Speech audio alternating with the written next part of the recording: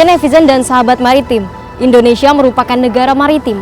Sejarah membuktikan bahwa Kerajaan Majapahit pernah memiliki kekuatan laut yang kuat, sehingga dapat menyatukan Nusantara. Dan saat ini saya sedang berada di Dermaga Sunda Pondok Dayung, Jakarta Utara, di mana Kepala Staf Angkatan Laut Laksamana TNI Yudo Margono akan memimpin upacara peresmian Koarmada Republik Indonesia dan pengukuhan jabatan Panglima Koarmada Republik Indonesia.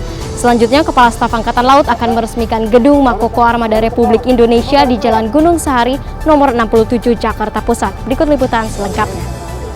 TNI Angkatan Laut bukanlah warisan, melainkan titipan daripada pendahulu yang pada gilirannya akan kita serahkan kepada generasi penerus. Oleh karena itu, wajib kita jaga dengan sepenuh jiwa raga dan kita bangun dengan segenap kemampuan dilandasi prinsip yang visioner, maju, dan modern.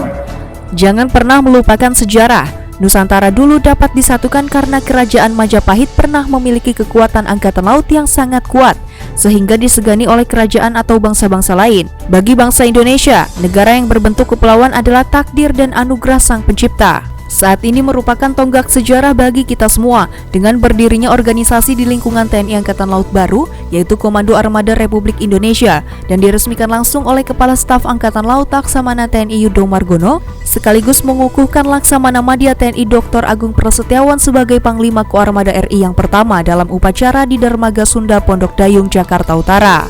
Peresmian juga dihadiri Ketua Umum Jalasenastri Nyonya Vero Yudo Margono, Wakil Kepala Staf Angkatan Laut Laksamana Madya TNI Ahmadi Heri Purwono, dan Nyonya Wik Ahmadi Heri, para pejabat utama Mabesal, pimpinan Kotama TNI Angkatan Laut, dan para Kasat Kermabesal. Lahirnya organisasi baru ini merupakan jawaban dari tuntutan akan pentingnya kepekaan dan adaptasi terhadap dinamika, serta perkembangan lingkungan strategis saat ini dan yang akan datang. Koarmada RI sendiri memiliki moto, Eka pada Banda Jala Nusa, yang berarti mempersatukan kekuatan laut Nusantara. Dalam salah satu amanatnya, Kasal mengatakan, pertahanan negara yang disusun dengan memperhatikan kondisi geografis Indonesia sebagai negara kepulauan. Maka dari itu, bagi bangsa Indonesia, pertahanan laut yang kokoh adalah sebuah kebutuhan fundamental.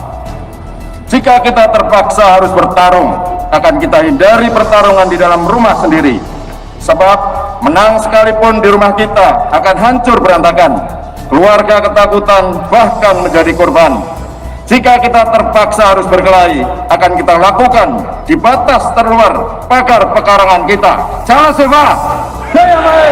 Jala Seva, Jaya Mae! Jala Seva, Jaya Mae!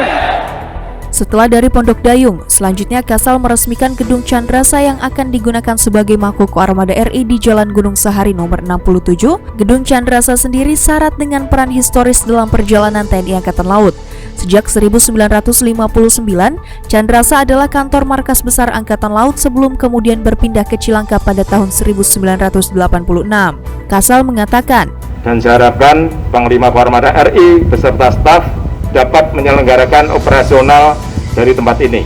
Koarmada RI keberadaannya sudah sah, pejabatnya pun juga sudah lengkap. Nah, saya harapkan dapat menyelenggarakan komando, administrasi maupun birokrasi dengan optimal.